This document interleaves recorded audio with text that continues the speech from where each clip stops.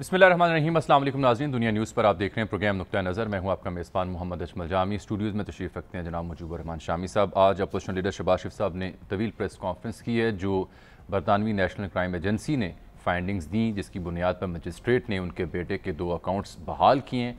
उस बुनियाद पर उन्होंने तफसीलात से आवाम को आगाह किया और कहा है कि हुकूमत एक अरसे से आवाम को धोखा दे रही है, झूठ बोल रही है, उनके खिलाफ करप्शन साबित नहीं हुई। ये मौजू आज भी ज़ेर बहस है उनके इस प्रेस कॉन्फ्रेंस की वजह से। सबसे पहले ये देखिए कि शहबाज शरीफ साहब आज कह क्या रहे थे और फिर हुकूमत ने क्या जवाब दिया।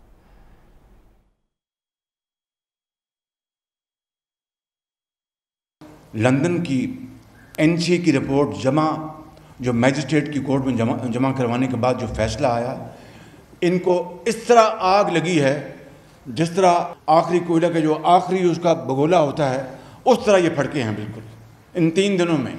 और क्या क्या झूठ ज़मीन आसमान इन्होंने मिलाए और किस तरह कौम के सामने धोखा और कौम को धोखा देने के लिए यानी सरीहन झूठ बोला सब ने। It is ordered that the air force are hereby set aside. तो हेयर बाई सेटिसाइड का क्या मतलब है? क्लीन चिट है, ख़त्म हो गया, अब इट्स ओवर फिनिश्ड। और क्या मतलब है कि ये तो शहबाज शरीफ की करप्शन थी और उसके बच्चों ने उसको आप अल्लाह ना करे फ़ायदा उठाया, तो बच्चे तो बरी हो गए और मैं बरी ना हुआ। वाह वाह वाह वाह, सुभान अल्लाह। ये आज अदालत उस्मा के लिए भी लम्हा फ़िक्रिया लंदन के फैसले के बाद। नायब न्याजी गट्सकोट तो छोड़ देना, वो तो एक फिक्स मैच है। एफआई तो उनका अपना घर का इदारा है। क्या मैं अकेला था या नवाज शरीफ या हमारे बच्चे थे इनको एनसीए के लिए? किधर गई अलीमा खान साहिबा की वो सिलाई मशीनों से वो आमदन जो कि अमेरिका और दुबई और जहाँ पर उनकी प्रॉपर्टियाँ, क्या आपने एनसीए को भेजा वो केस? संगीन मजाक अब ख़त्म होना चाहिए। अब ये सियारात ख़त्म होनी चाहिए। शहबाज शरीफ साहब जो कह रहे हैं आपने देख लिया, हुकूमत क्या जवाब देती है, फवाद चौधरी साहब की ज़ुबानी सुनिए। तवील प्रेस कॉन्फ्रेंस की शहबाज शरीफ साहब ने 1 घंटा 10-15 मिनट वो बोले और कोई समझ नहीं आई कि वो कहना क्या चाहते हैं। मुसलसल झूठ बोला, फेक न्यूज़ जिस तरह से 2 दिन पहले चलाई गई और उसमें जो लोग मुलव्वस हैं, आप उनके चेहरे अच्छी तरह जानते हैं, वो एक फेक प्रोपेगेंडे का हिस्सा था। जो केस लंदन में था वो हुकूमत पाकिस्तान ने किसी तौर के ऊपर इनिशिएट नहीं किया था। 2 साल जो इन्वेस्टिगेशन हुई वो जुल्फ़कार अहमद नाम के एक फ्रंटमैन के अकाउंट्स के ऊपर हुई और सलमान शहबाज और जुल्फ़कार अहमद के जो अकाउंट्स थे उनको लंदन की जो नेशनल क्राइम एजेंसी है उसने अपने तौर के ऊपर उसको प्रोब किया। उस दौरान उन्होंने जो हमारा एक यूनिट है बनाया गया है शहजाद अकबर साहब के अंडर, उसको भी अप्रोच किया और उसमें आने वाले जो तफसीलात हैं पैसों की, हुंडी की, उसके ऊपर बाबत जो है वो मदद मांगी। ना ही इसमें शहबाज शरीफ किसी तौर के ऊपर उस केस में शामिल थे। जो शहबाज शरीफ साहब का मुकदमा है वो पाकिस्तान में है। हम समझते हैं कि पाकिस्तान की अदालतों को ये मुकदमात डे टू डे चलाने चाहिए। मरियम नवाज भी सिर्फ इसलिए पाकिस्तान में है कि हम उन्हें बाहर नहीं जाने दे रहे। हम कल उनको इजाजत दें, वो 2 मिनट में कतर एयरवेज के ऊपर। तो ये है सर सूरत हाल। आज भी ये ज़ेर बहस है। गवर्नमेंट कहती है जी ऐसे नहीं, कान इधर से पकड़ा जाएगा। अपोजिशन कहती है शहबाज शरीफ साहब के हम तो सुरखरू हो गए। बल्कि मरियम नवाज ने तो आज जो जुमला का आपने सुना था? नहीं, मैंने नहीं सुना। वो जब रुखसत हो रही थी प्रेस कॉन्फ्रेंस के बाद, बड़ा मैं तो आज लाहौर में नहीं था। आप सियालकोट गए? सियालकोट वो भी रुदास सुन लेते हैं, लेकिन पहले मरियम साहिबा का जुमला तो देखिए अंकल को क्या कह रही हैं वो। यानी मुकामी तौर पर सादिक और अमीन और इंटरनेशनल सादिक और अमीन। देखें, मरियम औरंगज़ेब साहबा जो है ना, उनका बार बार मुझे मैसेज आता रहा, बात भी हुई उनसे। उन्होंने कहा आज शहबाज शरीफ साहब प्रेस कॉन्फ्रेंस से ख़िताब कर रहे हैं तो आप उसमें आ जाइए। अब मेरी महरूमी थी, सियालकोट में एक अजीज़ा फौत हो गई थी। हमारे रज़ा हैदर साहब हैं, उनकी अहलिया, और हमारे कल्बे अब्बास साहब एडिशनल आईजी पुलिस थे, उनकी हमशीरा, हमारे अजीज़ हैं हसन हुसैन रज़ा, उनकी वालदा। तो मुझे फातिहा के लिए जाना था, बजरिया मोटरवे बजरिया जो नहीं मोटरवे बनी। गया, कोई सर्विस एरिया अब तक काम नहीं कर रहा, अभी तक फ़ाल नहीं हुआ। अभी तक फाल नहीं हुआ। 2 लेन का मोटरवे बनाया है, यानी 4 लेन का। अब सुना है कि उसकी तौसी की जा रही है, और यानी वीरान था इस लिहाज से मोटरवे। ये तौफीक नहीं हो सकी मौजूदा हुकूमत को कि उसके जो सर्विस एरिया जो है उसको एक्टिवेट कर दें।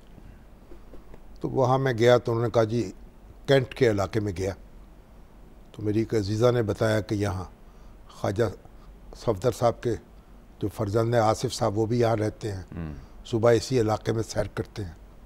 तो मैं उनसे मिल तो नहीं पाया, लेकिन वहाँ से मैं गुजर रहा था। हैं असेंबली में हाँ, थे नहीं वहाँ। तो वो मेरी ख्वाहिश तो थी कि उनसे मिलता, तो थे नहीं। अब वहाँ एक हमारे वहीद क़य्यूम साहब हैं, उनकी बेकरी है, उनसे रब्ता हो गया। मुझे नहीं मालूम था, मैं उसके पास से गुजर रहा था। बस उन्होंने फिर उसे बिस्किटों में लाद दिया मुझे। अच्छा, सियालकोट से आप गए बिस्किट लाए? बिस्किटों के साथ और अब ये केकों के बिस्किट साथ। खिलाने किसे हैं? गवर्नमेंट को खिलाने हैं, केक के फवाद साथ। चौधरी साहब को, अच्छा, मुझे अब या ये शहबाज शरीफ साहब को? अब आप भी नहीं गए उस प्रेस हाँ, कॉन्फ्रेंस? मैं भी किसी वजह से नहीं जा सका जी। तो अब बात यह है, मैं एक बात समझने से कासिर हूँ, वो क्या? ये हमारा वक्त क्यों ज़ाया किया जा रहा है? आप देखें, एक मामला अदालत में है, चलिए बरतानिया की अदालत में हो, वहाँ किसी को कानो कान खबर नहीं हुई, तफ्तीश क्राइम एजेंसी ने कर दी, कानून ऐसा है ना, अपनी रिपोर्ट पेश कर दी। अब दुनिया में ये तमाशा कहीं नहीं लगता जो हमारे मुल्क में लग रहा है। 3 रोज से हो तो रही है कवाली। आप भाई, आप जो अदारे हैं, जो नैब है, FIA है, वो अपना काम करे और अदालतों में मुकदमे जाएं, वहां फैसले हों। ऐसा नहीं होता। अब यहाँ शहबाज शरीफ साहब अपनी सफाई पेश कर रहे हैं, वो कह रहे हैं जो अंदर में फैसला हुआ है उससे मैं बरी ज़िम्मा हो गया हूँ और हुकूमत की हेटी हो गई है। हुकूमत कह रही है कि वो फैसला यहाँ का नहीं है। ओ भाई, ये फिर अदालत में जाओ ना, कोई खुदा खौफी करो, कोई महंगाई पर, कोई मिलावट पर, कोई ट्रैफिक पर, कोई तो मसला हल करो ना इस मुल्क का। कोई अफरात ज़र, कोई मईशत, उस पर तो गौर करो। ये लगता है कि ये तो गजल जवाबा गजल वाला सिलसिला ही है। आप वो अपना कह रहे हैं फवाद चौधरी साहब कि ये रोजाना की बुनियाद पर समाप्त होनी चाहिए। पूछा गया था ना, तो भाई आप अदालत में जाएं, ये पूछा गया था, दरखास्त दें वहां जाके। साहबान की तरफ से पूछा गया था, क्या बाकी मुकदमात में भी रोजाना की बुनियाद पर समाप्त चाहेंगे? होनी चाहिए। नहीं पूछा आप था सवाल, सुने ना, जिसका कानून जवाब बना नफी में दें, दिया गया था। कानून बना दें कि जो सियासतदानों के मुकदमात है ना, उनकी डे टू डे हेयरिंग होगी। तो जो आम शहरी फंसे आम शहरी को जो जाए, अच्छा, वो बेचारे अल्लाह के सुपुर्द हों। हाँ। क्योंकि ये सियासतदानों ने नाक में दम कर रखा है ना। अब आप गौर कर लीजिए, फैसल वाडा का मुकदमा, उसका क्या हुआ? उनकी दोहरी शहरियत, कभी इस फोरम में, कभी उस फोरम में, कभी चूंके कभी चुनाचे। इनका जो फॉरेन फंडिंग केस, उसका क्या हुआ? अब फवाद चौधरी साहब कहते हैं उसमें पीटीआई इलेक्शन कमीशन पर डालती है, वो इलेक्शन कमीशन आप मुझे, मैं तो इसके हक में हूं के शहबाज शरीफ साहब का मुकदमा हो, इमरान खान साहब का मुकदमा हो, रोजाना किसी रोजाना की बुनियाद पे हो, एक सर फैसले करें आप। इसमें एक नुक्ता था, वो हम वाजे करना चाहते हैं। जो मालूमात मिली हैं, कहा जा रहा था कि जी जो DG नैब लाहौर हैं वो 1-on-1 मिले थे NCA के लोगों से जब लंदन गए हैं इस केस के सिलसिले में। तो बताया गया नैब ज़राए की जानिब से कि ये असल में इस ख़ास मकसद के दौरा नहीं था, बल्कि FPR, FIA, financial monitoring unit जो स्टेट बैंक है, और नैब, इन इदारों के अफसरान एक वफ्द की सूरत में ब्रिटिश कौंसिल की दावत पर गए थे। वहाँ पे जो ये ऐसे इदारे हैं उनसे ब्रीफिंग दी, उनको ब्रीफिंग ली और मैकेनिज्म एक्सचेंज किया कि हम कैसे करते हैं, आप कैसे इन मामलात को डील करते हैं। और भाई बात ये है, और दूसरा, उनके कूचे से एक शाम गुजरा तब मैं, फिर यही रोज का मशगला बन गया। ऐसा ही है सर। अब जो नैब के हमारे, जिस तरह वो अपने मुल्ज़िमों को पकड़ते हैं, कितने जो मामलात हैं जो अदालतों ने कहकर रिमार्क्स दिए, और मुझे तो एक बार बार ये शकील रहमान साहब का मुकदमा याद आता है, कैसे उनको 7-8 महीने जेल में रखा इसी नॉन इशू के ऊपर। तो आप अगर ये खुद ये काम करते हैं तो आपके साथ भी यही काम होगा। मुलाकात तो हुई ना, बस उसमें अफसाना हो गया। फिर कहते हैं इस मौजू पर नहीं, दोबारा नहीं, इस मौजू पर हो या उस मौजू पर हो, ठीक है, पकड़े तो गए ना मिलते हुए। बिल्कुल ठीक। अच्छा अब ये तमाशा छोड़े खुदा के लिए, ये मीडिया ट्रायल ख़त्म कर दें, ना अल्ज़ामात मीडिया में लेके आए, ना जवाबात लेके आए। जो मामला है वो अदालत में लेके जाएं और अपना काम करें। आप चाह रहे हैं ये हमारे सियासतदान कामकाज से बिल्कुल फारिग हो जाए? तो दुनिया में क्या हो रहा है? तो इनका कामकाज ही यही है। बरतानिया में ऐसे होता है। इनका तो कामकाज ही यही है कि वज़ीर आज़म कहते हैं, इल्जाम लगाना, इसके अलावा काम क्या है? वज़ीर आज़म कहते हैं कि मैं जानता हूं बरतानवी सियासत को। तो ये सियासत होती है वहां। अब इंडिया में क्या, बरतानिया को छोड़े, इंडिया में क्या होता है? ओ भाई, इस तरह कहीं भी गंदे कपड़े रोज नहीं धोए जाते। ठीक है, आप गंदे कपड़े वहां धोएं, अदारों को खुद मुख्तार करें। अदारों को तो आप गुलाम बनाने में लगे हुए हैं। अभी वो नैब के चेयरमैन हैं, उनकी तकर्री तो आप करना चाहते हैं खुद, वो बजाते खुद सवाबदीदी इख्तियार के तहत। उसमें आज बिलाखिर वज़ीर आज़म की ज़ेर सदारत हुकूमती जो ज़ोम है उनकी एक बड़ी अहम बैठक हुई है। एक से ज़ायद नुक्ते या ऑप्शंस हैं जिन पर तफसीली गौर किया गया, और अच्छी बात यह कि वज़ीर आज़म ने वज़ीर क़ानून और अटॉर्नी जनरल को अहम ज़िम्मेदारियाँ सौंपी हैं कि जो भी कानूनी ऑप्शंस मौजूद है उसके हवाले से समरी तैयार करके लेके आएँ। अब ये अपोजिशन लीडर से मुशावरत ना करना, उसके ऊपर फवाद चौधरी साहब वाज़े कह चुके हैं कि चूँकि वो अक्यूज़्ड हैं, करनी पड़ेगी। कहते हैं कॉन्फ्लिक्ट ऑफ इंटरेस्ट। वो तो खुद वज़ीर आज़म भी हैं, उनके ऊपर भी दरखास्तें दी हुई हैं लोगों ने। उनकी पार्टी के लोगों के ऊपर भी ज़ेरे इल्तवा है इंक्वायरीज। इलेक्शन कमीशन में उनका मुकदमा चल रहा था फॉरेन फंडिंग केस का, फिर भी उन्होंने चीफ इलेक्शन कमिश्नर को मुकर्रर किया। ये तमाशे छोड़ दें, कानून को फॉलो करें। मैं तो समझता हूं कि FIA जो है ना, उसका जो DG है, उसकी तकर्री भी अपोजिशन और हुकूमत के इत्तेफाक से होनी चाहिए, लेकिन कानून ऐसा नहीं कहता ना, वो सरकारी कानून में तब्दीली हो। अदारों को खुद मुख्तार करें। नैब के बारे में जो कुछ भी आप कहें, अब ये तो नहीं कह सकते ना कि आप उसका चेयरमैन तो आपने मुश्तरका तौर पर मुकर्रर किया है। अब आपको जो शिकायत पैदा हुई अपनी जगह है, लेकिन उससे अदारे का एक एतबार बहाल होता है। आप ये तमाशे बंद कर दें, अगर मुशावरत से हो, मशावरत से सही, तो अपोजिशन की मुशावरत हो, हुकूमत की मुशावरत हो। अब ये देखिए, आप देखें क्या होता है हमारे यहाँ जब झगड़ा होता है ना, गांव में पंचायत होती है, इत्तफाक राय से पंच मुकर्रर किए जाते हैं। फरीक़ैन इन पे एतबार है, ये फैसला कर सकते हैं। दोनों फरीकों को एतबार हो, वो उनको कहते हैं फैसला करें। ठीक, तो जिस शख्स पर दोनों को एतबार हो वो बेतबार तो नहीं हो सकता। इन हालात में किसी एक कोई ऐसा शख्स है जिस पर दोनों को, यानी शहबाज होगा और इमरान खान को एतबार हो। चीफ इलेक्शन कमिश्नर में एतबार हुआ नहीं, भले वक्तों इत्तफाक, भले वक्त जावेद इकबाल पर हुआ नहीं इत्तफाक। अच्छा सर, अब मैं आज अर्जी करना चाह रहा हूँ कि 4 मुख्तलिफ ऑप्शन जो हैं वो ज़ेर बहस आई हैं वज़ीर आज़म की ज़ेर सदारत इजलास में। ख़ावर गुमन साहब मौजूद हैं, ब्यूरो चीफ दुनिया न्यूज़ इस्लामाबाद, आज वज़ीर आज़म हाउस का चक्कर भी लगा के आए हैं। गुमन साहब, ये क्या 4 ऑप्शन हैं जिन पर हुकूमत सोच रही है, वज़ीर आज़म को जिनके बारे में आगाह किया गया? देखें जी, गुज़िश्ता रोज़ जो है बड़ी बैठक हुई है, उसमें तमाम जो बड़े हुकूमती वज़रा और इनके जो कानूनी मशीरान हैं वो मौजूद थे। 4 ऑप्शंस, एक जिसके ऊपर फैसला हो गया अक्सरियती राय से, वो ये है कि ये पोजीशन खाली नहीं रहेगी, और अगर किसी वजह से ये इशू तवारत पकड़ता है तो मौजूदा चेयरमैन कंटिन्यू करेंगे, उसके लिए कानूनी जो है आईन तरमीम करनी पड़ेगी, कर दी जाएगी। उसके बाद दूसरा ऑप्शन ये है कि अगर मौजूदा चेयरमैन को ही कंटिन्यू करना है तो उसके लिए भी आपको, अगर क्या लीडर्स अपोजिशन के साथ मशावरत की जरूरत है, उसके ऊपर बात चल रही है।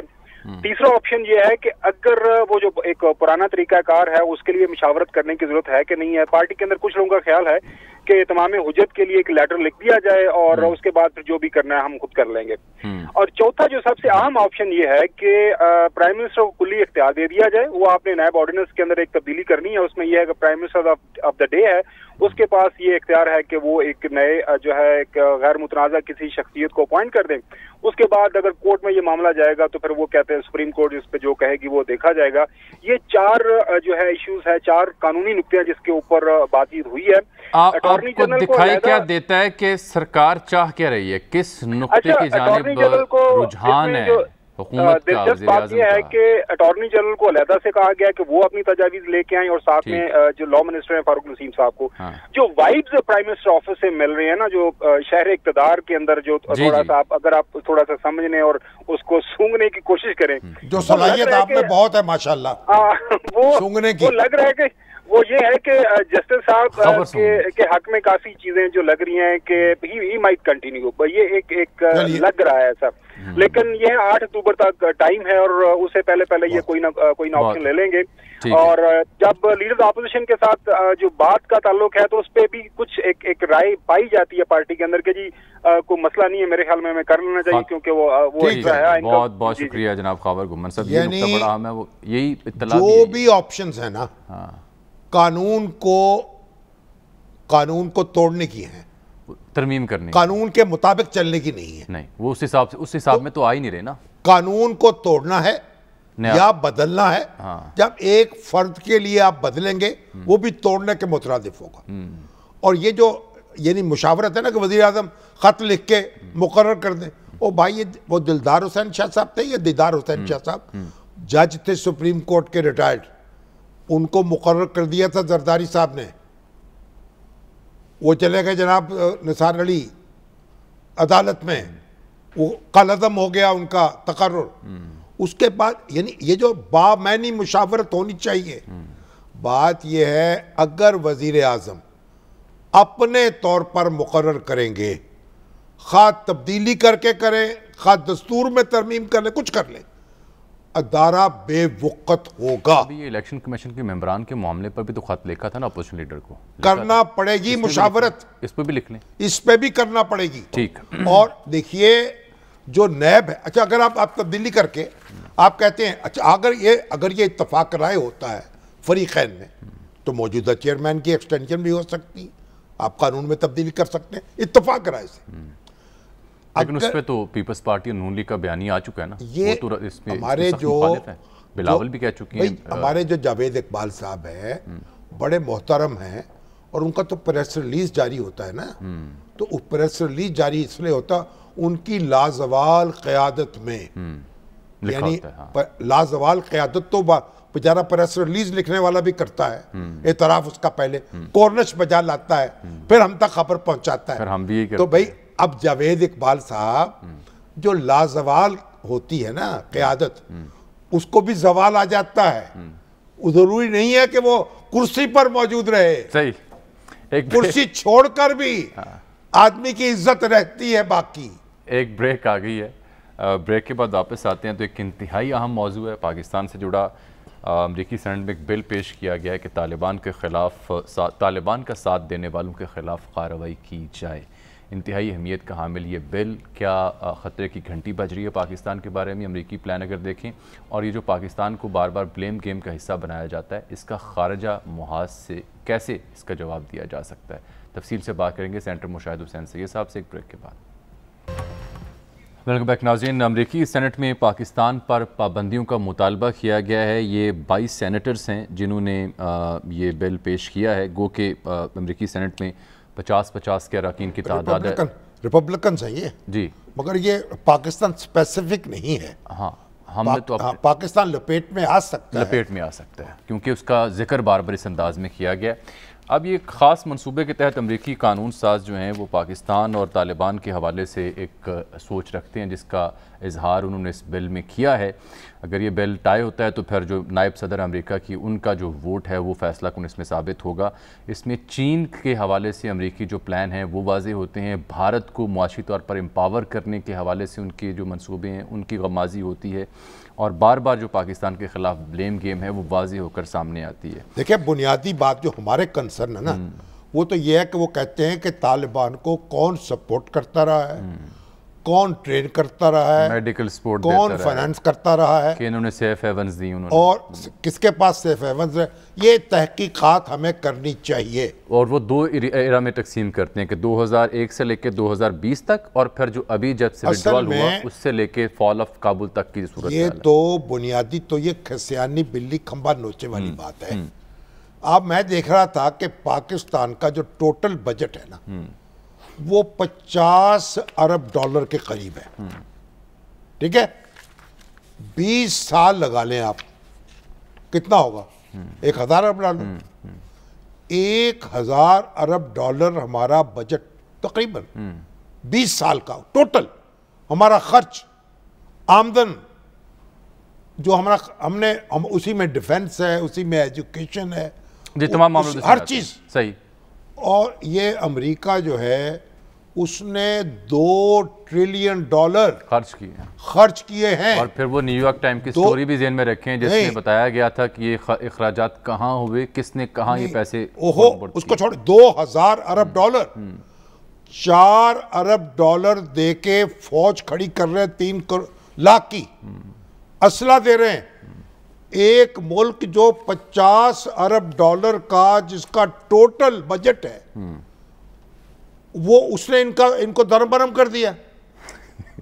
यहाँ कुछ शर्म भी आनी चाहिए। ये शेख साहब ने कहा ना, शेख रशीद साहब ने, उन्होंने कहा ये इल्जामात बकवास है। नहीं, शर्म तो आनी चाहिए ना भाई। आप इतनी बड़ी सुपर पावर, नेटो के अलाई सारे के सारे आपके, वो आ गए अपने वसाइल लेकर, ठीक, और पाकिस्तान बेचारा कुजा पिद्दी का शोरबा, उसके $50 अरब, यानी गंजी नहाएगी क्या, नचोड़ेगी क्या।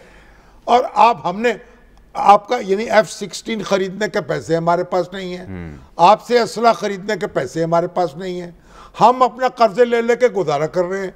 आज भी हमारे अंदर अब बड़ी बगलें बजा रहे थे हम, शौकत तरीन साहब ने ऐलान किया है कि सऊदी अरब ने डेफर्ड पेमेंट पर तेल देने का फिर वादा कर लिया है। अल्हम्दुलिल्लाह, उधार का तेल मिलेगा। कितनी बड़ी खुशखबरी है सर। तो अंदाजा लगाइए, बहुत बड़ी। तो ये हमारे हालात हैं। और अमेरिका जैसी सुपर ताकत जो है, अब वो तहकीकात करे, हमारी तलाशी ले कि हमने कहां से छुपा के रखा हुआ था। शामिर साहब, ये जो आपका एनालिसिस है ना, इसी की बुनियाद पे मैं सवाल सामने रखने जा रहा हूँ। जनाब मुशाहिद हुसैन सैयद साहब की खिदमत में, आप सेनेट कायमा कमेटी के दिफा के सरबराह हैं, और परसों एक मजमून भी उन्होंने लिखा कि जो पाकिस्तान के ऊपर जो ब्लेम गेम की जाती है उसका हल क्या है, वो भी जानते हैं। तो मुशाहिद साहब शुक्रिया, लेकिन शामी साहब ने तज़िया पेश किया जिन बुनियादी नुकात और मालूमात की बुनियाद पर इतना सादा अगर मामला है तो फिर हम खारजा मुहास पर क्यों नहीं काउंटर कर पाते, क्यों नहीं समझा पाते, क्यों नहीं कन्विंस कर पाते, उसकी बजाय हमारे खिलाफ बिल आ जाते हैं। अस्सलाम वालेकुम जी शामी साहब, और अस्सलाम जनाब, और आपके व्यूअर्स को बड़ा अस्सलाम वालेकुम जी। माशाअल्लाह। देखिए जी, पहली बात तो ये है कि कहाँ हमने अपना केस पेश किया है, कौन से इंटरनेशनल मीडिया में, कौन से थिंक टैंक में, अमेरिकन कांग्रेस में, या यूरोपियन पार्लियामेंट में, या ब्रिटिश हाउस ऑफ कॉमन्स में। अभी मुझे तो नजर नहीं आया कि कोई हमारे शायद साहब टेलीफोन तो हमें कर नहीं रहे, प्राइम मिनिस्टर की ओपेट छपते हैं, बुला नहीं रहे, हम क्या करें चैनल्स के ऊपर। टेलीफोन करेंगे तो हम बात भी कर लेंगे। नहीं, उनसे बात नहीं, मैं गवर्नमेंट की बात नहीं कर रहा जी, मैं बाइडन की बात नहीं करता। बाइडन के टेलीफोन कॉल होने से कोई फर्क नहीं पड़ेगा, वो हमारे ज़हन में इस्तराब है उसका। वो क्वेश्चन ये है कि अमेरिका शिकस्त खुर्दा ताकत है, जवाल उन पर आ चुका है, और जवाल की बुनियाद थी 2003 जब उन्होंने इराक पर एक गैर कानूनी गैर अखलाकी हमला किया था। वहां से अमेरिकन एम्पायर जो है वो उसका आगाज शुरू हुआ है। अब वो जिसको मर्जी ब्लेम करें, फैक्ट्स तो ये हैं। और शामी साहब ने बड़े अच्छे फैक्ट्स बयान कर दिए कि शामी साहब $300 मिलियन रोज खर्चा था अफगानिस्तान में उनका, 80,000 ड्रोन, बॉम्ब्स और मिसाइल उन्होंने अफगानिस्तान पर फेंके हैं। और उस ये वॉर ऑन टेरर में $6.5 खरब खर्च हुआ था, जिसमें 9 लाख मुसलमान शहीद हुए और 3.5 करोड़ लोग बेघर हुए। ये मतलब फैक्ट्स हैं 20 सालों के। इसमें जुल्म जो उठाए गए हैं ये तो इंसानियत के खिलाफ जुर्म है। तो बहरहाल जो है, लेकिन इस हम दुनिया में रहते हैं जिसमें जियो पॉलिटिक्स और जिसमें नजरियाती सोच होती है, दौरे मेयार हैं, हम अपना मौकफ तो पेश करें ना। ये वैसे अमेरिका ने वही किया जो उन्होंने अफगान जिहाद के बाद किया था कि जब मतलब निकल गया तो उन्होंने प्रेशर लगा दिया हमारे खिलाफ। अब जब ये काम हो गया है, हमने सारी उनकी खिदमत भी कर दी। CIA का चीफ 2 दफा आया, मिन्नत माजिद की कि हमारे बंदे निकालो, हमें मदद करो। हमने मदद भी उनकी पूरी की, और हर चीज में तालिबान को जिनको कहते हैं दहशतगर्द, उनकी मुज़ाकरात हमने करवाए। सिराजुद्दीन हक्कानी का, आप कहते हैं इमरान खान का ऑपरेट छपा है वॉशिंगटन पोस्ट में, सिराजुद्दीन हक्कानी का ऑपरेट छपा था 20 फरवरी 2020 में न्यूयॉर्क टाइम्स में। जी बिल्कुल। तो दहशतगर्द के ऑपरेट तो नहीं छापते, और खुद हाथ में लाया था पोम्पियो ने इन सब तालिबान की लीडरशिप से, उसको तो दहशतगर्द नहीं थे। तो उस वक्त कह रहे थे पीस डील है, और ट्रंप ने मुबारकबाद दी थी मुल्ला ब्रदर को और इनवाइट कर रहा था कैंप डेविड में। तो ये दौरे मेयार है, लेकिन उसके अलावा रोना धोना के मैं खिलाफ हूँ। मैं चाहता हूँ कि हम अपना केस मजबूत है, लेकिन हमारे वकला लगता है कमजोर है उस केस को पेश करने में। क्या वकालत में क्या खामी साहब को, शाह महमूद कुरैशी साहब को ब्रीफ करें ना आप, या वजीर आजम को भी अगर मुमकिन हो सके तो। शाह महमूद कुरैशी साहब को ब्रीफ करें। शाह महमूद कुरैशी साहब हमारे अच्छे दोस्त हैं, हमारे से अच्छी मुलाकात रहती है। जब वो वापस तशरीफ लाएंगे लंदन से, मैं उनको अपना मौक़िफ़ और अपना राय पेश कर दूंगा।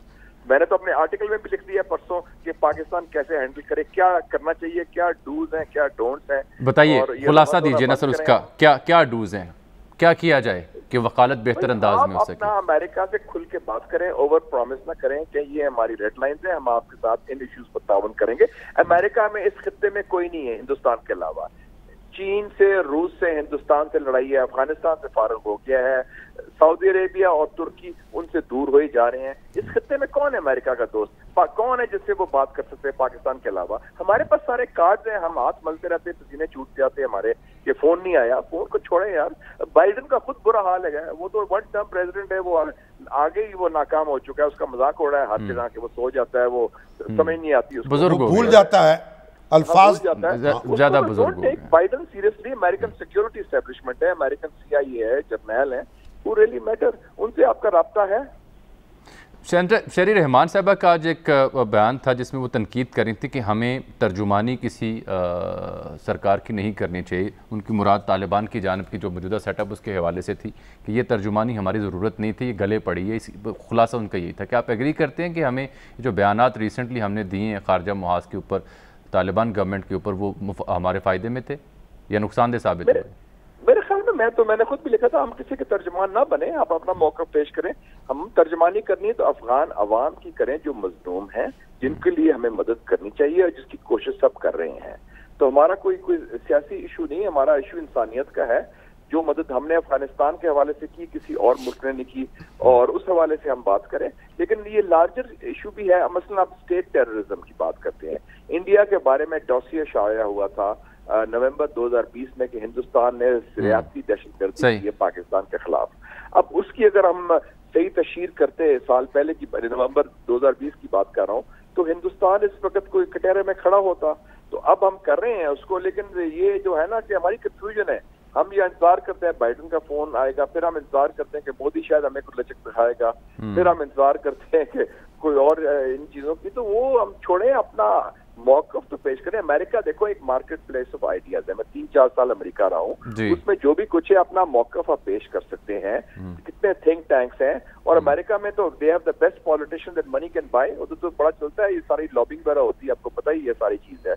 वही वेस्ट है जिसने सैफुल इस्लाम गद्दाफी को PhD डिग्री दी थी लंदन स्कूल ऑफ इकोनॉमिक्स से, उसने पैसे दिए, उन्होंने डिग्री भी दे दी उसको। तो वो मतलब ऐसी कोई बात नहीं, लेकिन हमारा जो दलाइल के साथ, दानिशमंदी के साथ हम अपना मौक़िफ़ तो पेश करें। हमारा नैरेटिव को तैयार है। हमने कुछ CNN में कितने लोगों ने इंटरव्यू दिए हैं, फॉक्स न्यूज में कितने लोगों ने दिए, पार्लियामेंट को आपने इस्तेमाल किया। ये इशू सिर्फ PTI या हुकूमत का नहीं है, ये पाकिस्तान का है, ये सिविल मिलिट्री नहीं है, ये पाकिस्तान का है। उसमें लोग हैं, आप उनको आप मौक़िफ़ पेश करें, थिंक टैंक्स में जाएं, पार्लियामेंट में जाएं, ये उनके साथ इंगेज करें, उनके साथ उनके चैलेंज करें उनके नैरेटिव को कि आप गलत कह रहे हैं, आपके फैक्ट्स गलत हैं, तो आप क्यों नहीं कर सकते। बहुत बहुत शुक्रिया मुशाहिद हुसैन से ये सब। असल में मुझे तो लगता है कि मुशाहिद साहब को खुद ब्रीफिंग की ज़रूरत है शाह महमूद कुरैशी साहब की जानिब से, जो आपने बात की थी। शाह महमूद कुरैशी साहब को जितनी मोहब्बत अपने आप से है ना, उतनी तो यानी ज़ाहिर है किसी दूसरे शख्स को नहीं हो सकती, होनी चाहिए सर। अब ये जो शहरी रहमान साहब कह रही ना, भाई ये तो करजई साहब जो थे वो मेहमान खसूसी थे ना, जब उनकी ओवर टेकिंग में जरदारी साहब की, तो फिर उनका मामला तो ज़रा और है। तालिबान की वकालत की बात नहीं है, लोगों को समझाने की बात है। देखिए जो चीनी सफ़ीर है वो मिला है उनके जस्टिस मिनिस्टर से, उन्होंने ऐलान किया है 1964 का दस्तूर नाफिज कर रहे हैं जो किंग जाहिर शाह ने बनाया था, और वो कंसेंसस था उसके ऊपर, और उसके बाद अफगानिस्तान में जमहूरियत कायम हुई, सही है, पार्लियामेंट का इंतखाब हुआ, ठीक, और फिर औरतों को वोट का हक मिला। वो दस्तूर ला रहे हैं, ना करजई का दस्तूर चलेगा, ना तालिबान ने अपना दस्तूर नाफिज किया है, किंग जाहिर शाह का बनाया हुआ दस्तूर। सर ये बड़ी देखिए एक इंपॉर्टेंट बात है। और चाइनीज एम्बेसडर ने कहा कि हम पूरी कोशिश करेंगे तालिबान को सैंक्शन से बचाने की। बिल्कुल ठीक।